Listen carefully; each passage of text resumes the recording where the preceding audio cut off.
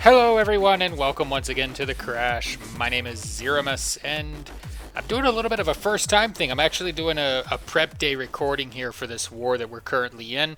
This video will actually wind up being a prelim to the war recap for I'm just going to call them the Chinese engineers, because that's what we're up against. And the main reason I'm wanting to do this preliminary recording is as a expansion to my engineered bases reply to Clash with Ash, and how with appropriate, I guess they want to call it strategy, they can stack the decks so heavily, and again, just how much this destroys competitive gameplay is just ridiculous. So let's go ahead and just take a look here. So it is preparation day.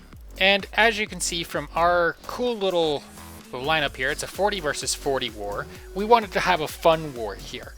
We wanted to just let our recruits in, let everybody in, just have silly attacks, no planning.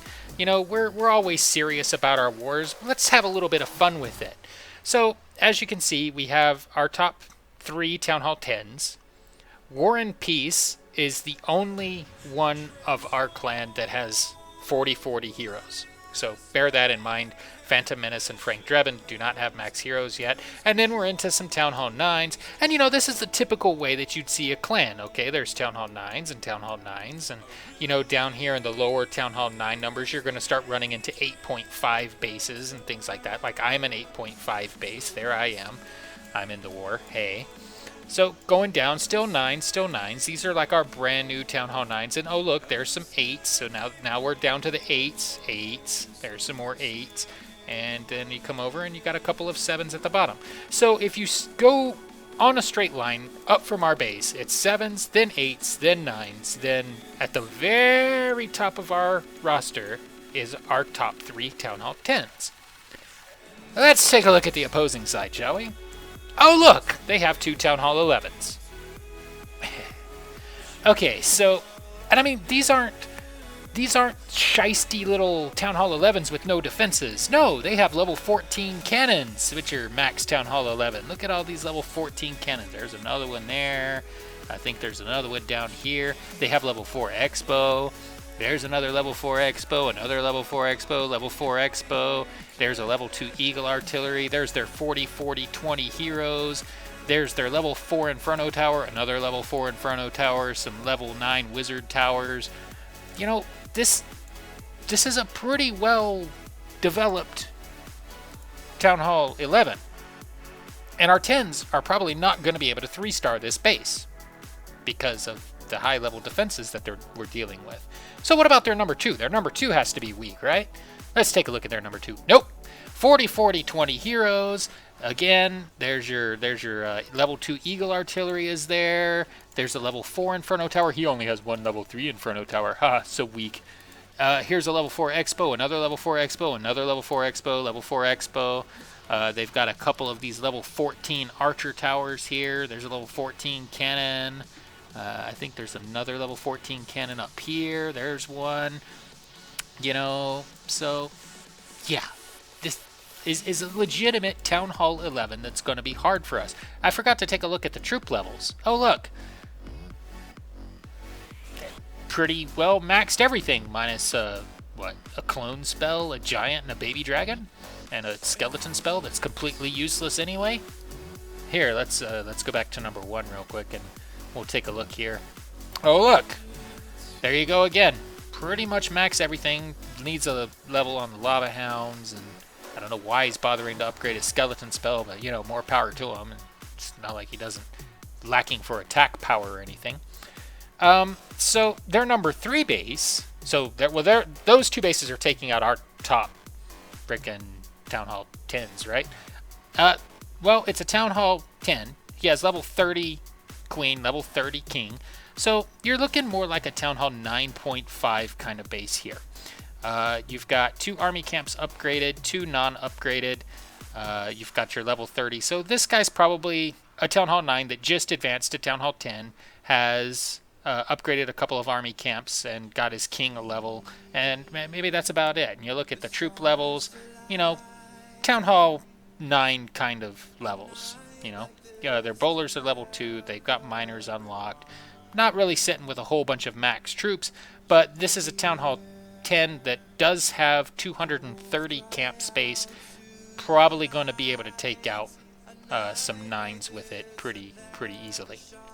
So we go down to number 4, Town Hall 9, level 30 heroes, or level 30 queen, level 25 king, Town Hall 9 defenses, so pretty well developed Town Hall 9.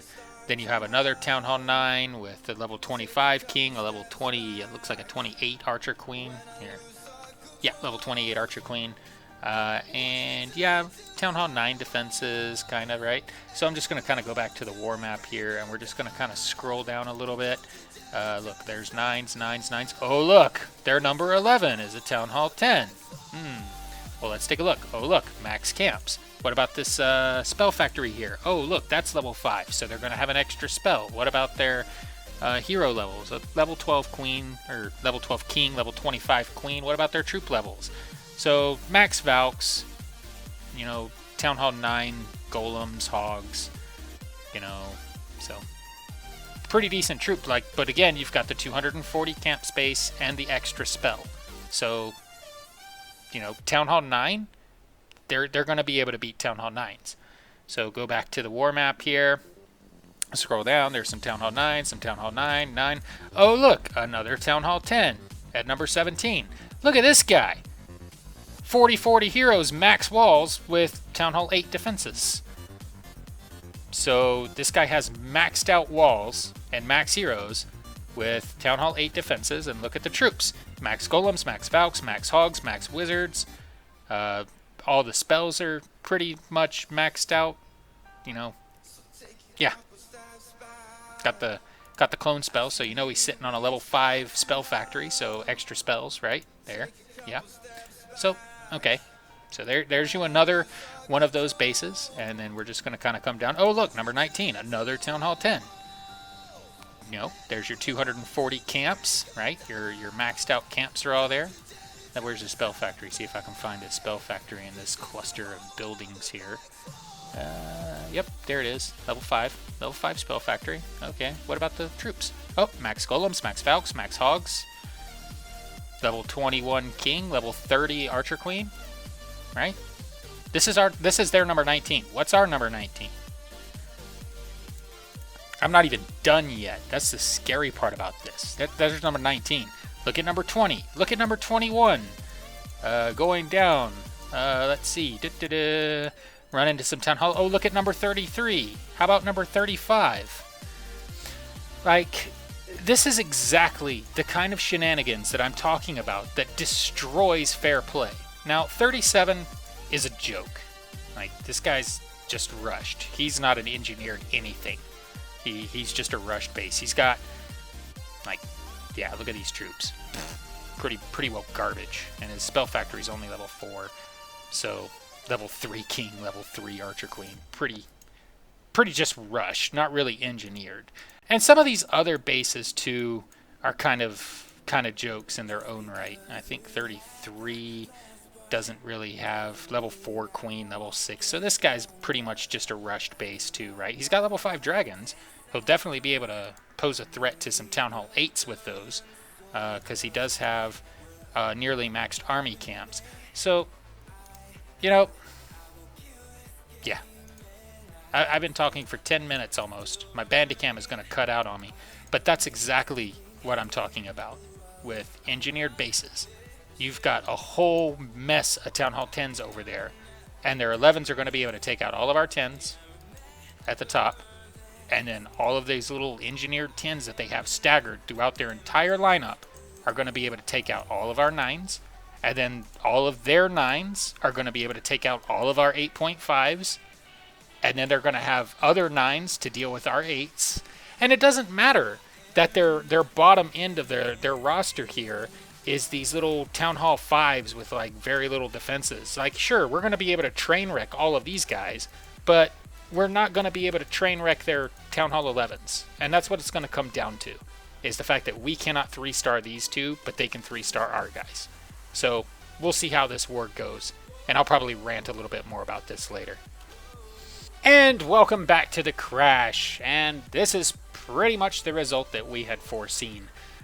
Based on the preparation day video that I had prior to this, it was a pretty bad offensive mismatch on our end. So the opposing clan wound up having 21 attacks, with higher Town Halls attacking lower Town Halls. Their Town Hall 11s took out all of our Town Hall 10s, and one of their Town Hall 11s was actually directed at one of our Town Hall 9s. They had several Town Hall 10s attacking Town Hall 9s and Town Hall 9s attacking Town Hall 8s. And we're not talking about, really good strategy being used. We're talking about a Town Hall 10 sending 240 camp space worth of level 2 bowlers at a Town Hall 9 and just stomping it. And their Town Hall 9s were taking 4 lightning and 2 quake and going after a Town Hall 8 and using bolt quake to take out 2 air defenses, and then sending a horde of level 4 dragons at this Town Hall 8 that now only has 1 air defense left to stop them. There's really nothing the base could have done to stop that attack. And that's another reason why we like getting into wars with people that are kind of on the same ground as us.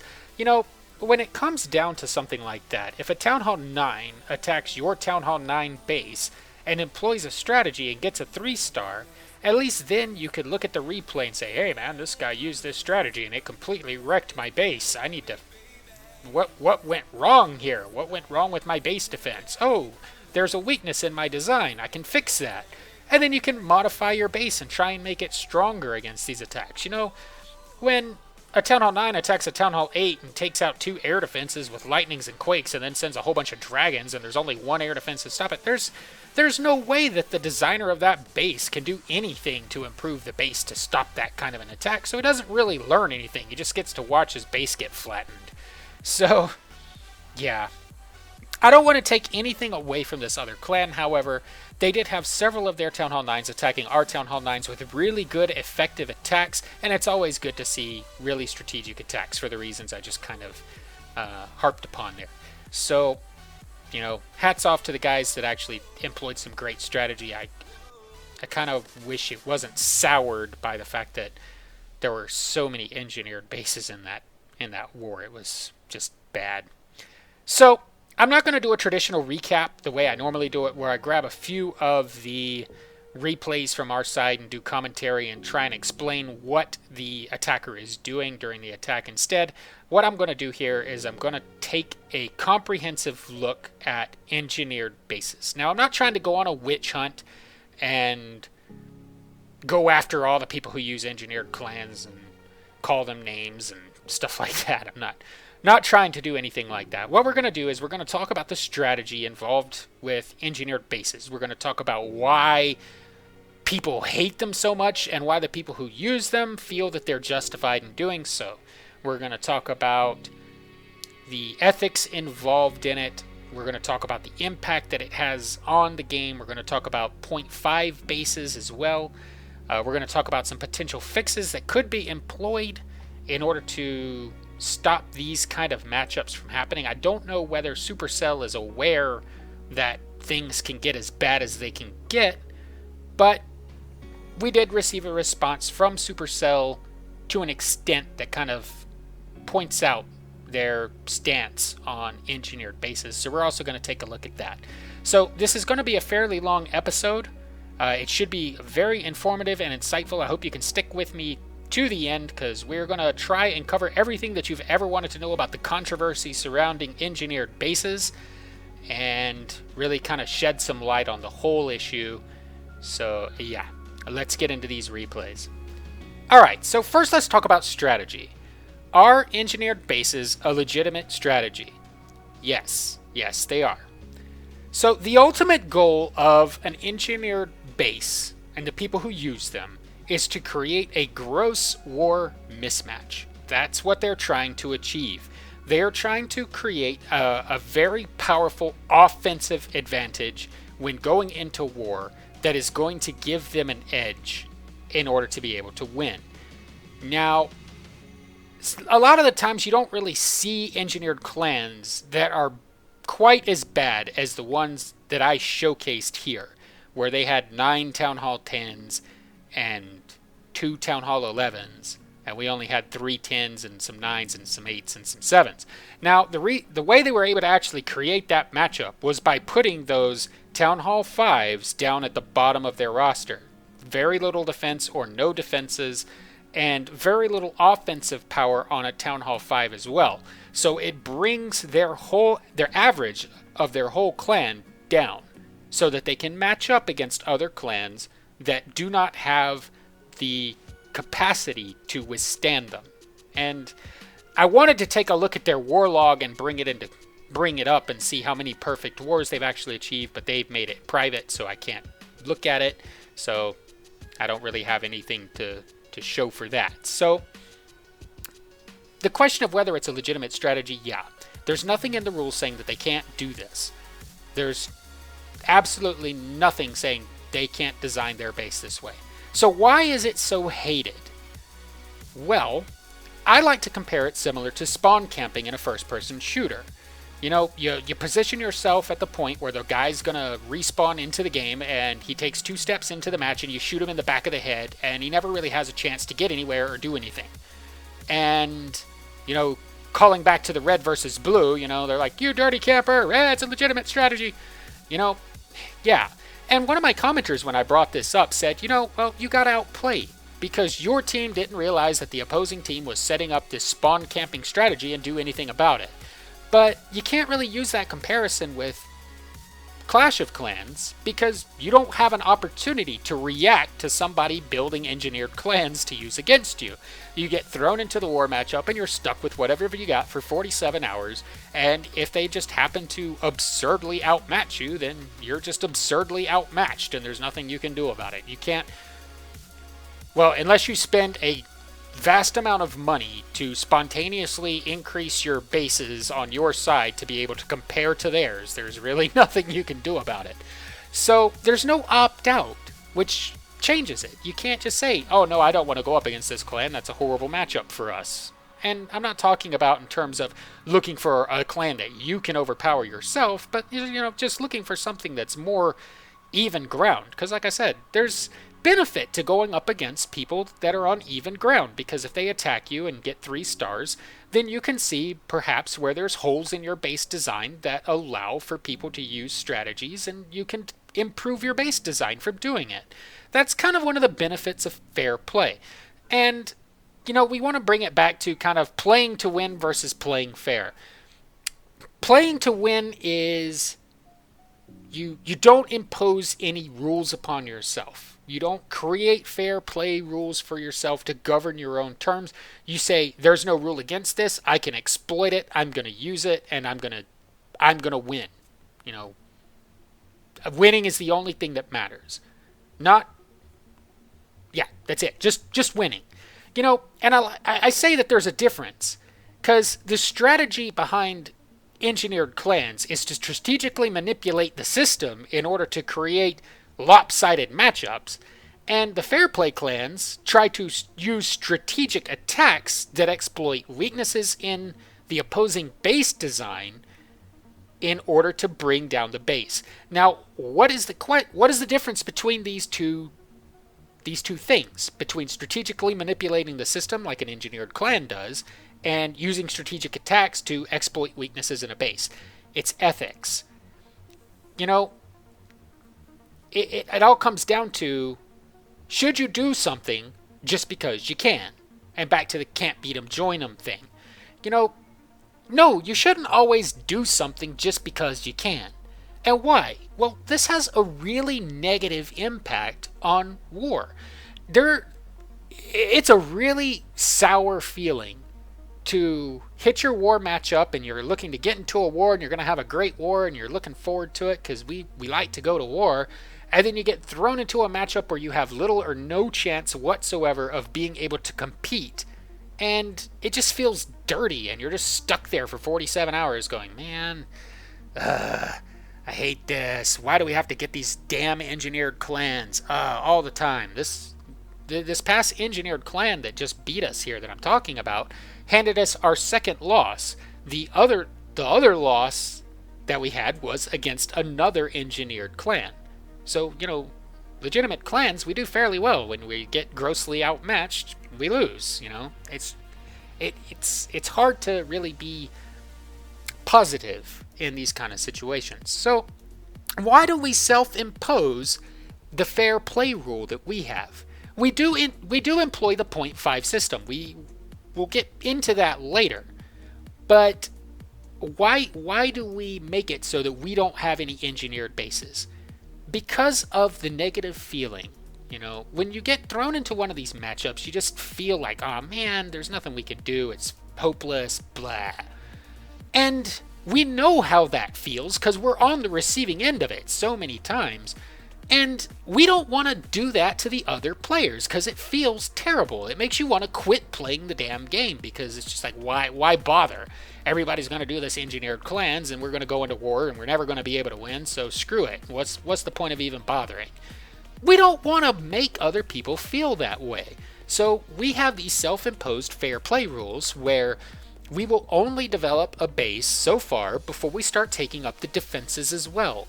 That way, we're never going to wind up having a base that has exaggerated offensive power in comparison to defensive capacity.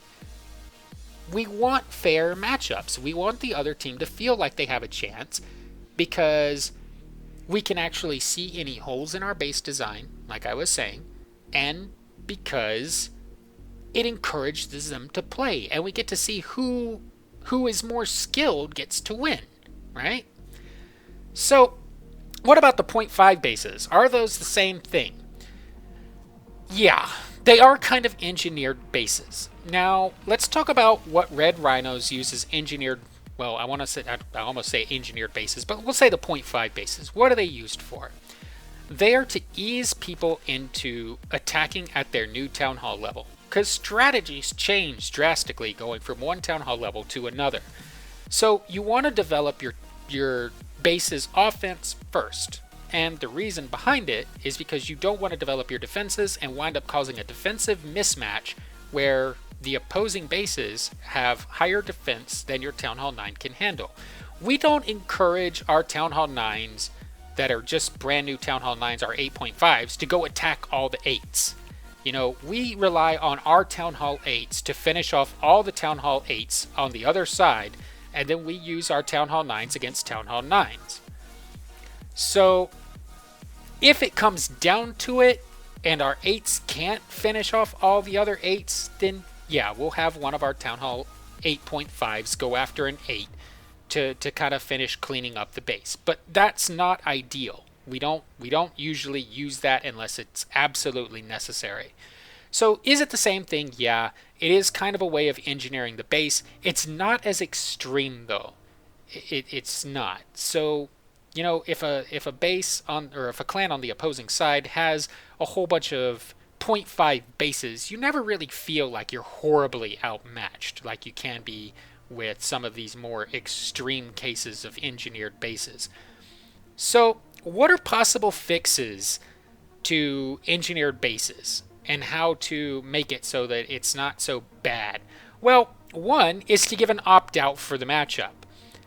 If we could declare war and see the opposing clan and say, no, we don't want to do this. This is not a good matchup. This isn't fair.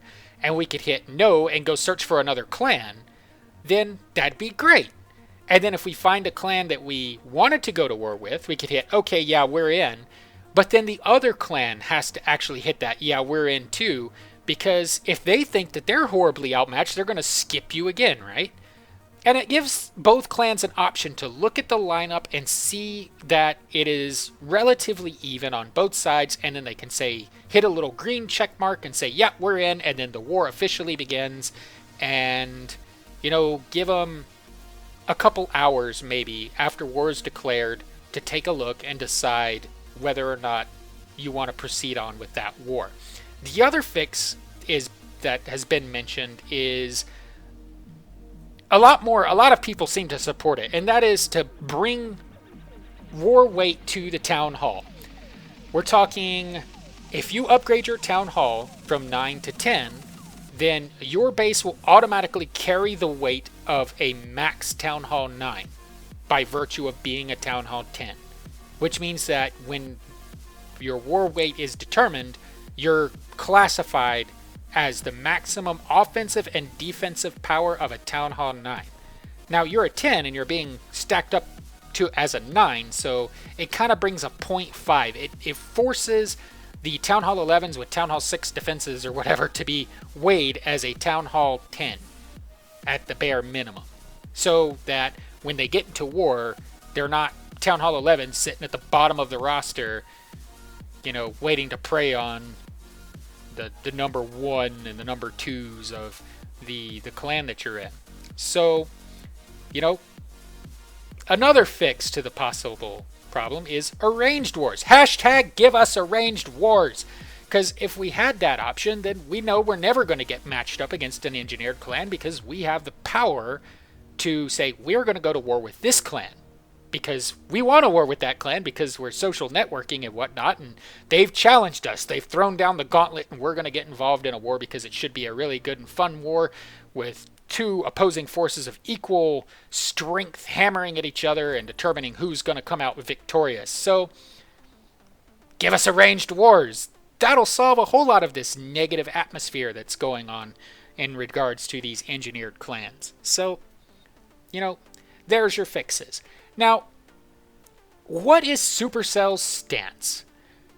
Well, we're going to kind of pop up a cool little high-speed response that they gave us, and we're just going to kind of read it out. So we talked to them, and when they replied back, they said, "Hey, thanks for writing to us. I have gone through your concern and noticed that you are referring towards engineered bases that are being part of clan wars nowadays. An engineered base is a base specifically built for war. It is sometimes called a defenseless base. The base overwhelmingly promotes offense over defense, and the objective of an engineered base is to provide a matchmaking advantage in war. We know that the clan war is all about winning, and there are no rules in the game how many bases and what type of them should be taken in the clan war. As you are a long-term player, I'm sure that you are aware of 9.5 or 10.5 bases. As per the game mechanism, clan war matchmaking happens on the basis of the level of defensive strength of both the clans. So here's the catch. So-called .5 engineered bases have low defense in comparison to mirror bases, but they have high level of troops, which gives them an added advantage of hitting higher bases and secure 3 stars in the clan war, which can lead to the victory in the war. There are no rule in the game how the game should be played until and unless they are within the limit where no usage of any third-party tools are permitted. It is very difficult to restrict the way a player plays the game. Have a victorious day ahead." Well, it can be kind of hard to have a victorious day when you're outmatched so grossly, but, their official stance on the situation is, to sum it up, deal with it. So that's their take on it. And, perhaps with enough vocal people saying, hey, this is getting out of hand, this is getting out of control, they'll be willing to take a more look into maybe some of those possible fixes that I just mentioned. But for right now, Supercell is saying we're not going to do anything to dictate how people have to play this game or build these bases and go set up their war roster. So engineered clans are just a thing that people are going to have to deal with. And it sucks, like I said, because people are going to do it. And like I say, it feels terrible when you get thrown into a matchup like that, because it just makes you wonder what's the point. So, if you're using engineered clans, go right ahead. Like I say, it's a legitimate strategy. Supercell has confirmed that this is a legitimate strategy. But think about what you're doing to this game.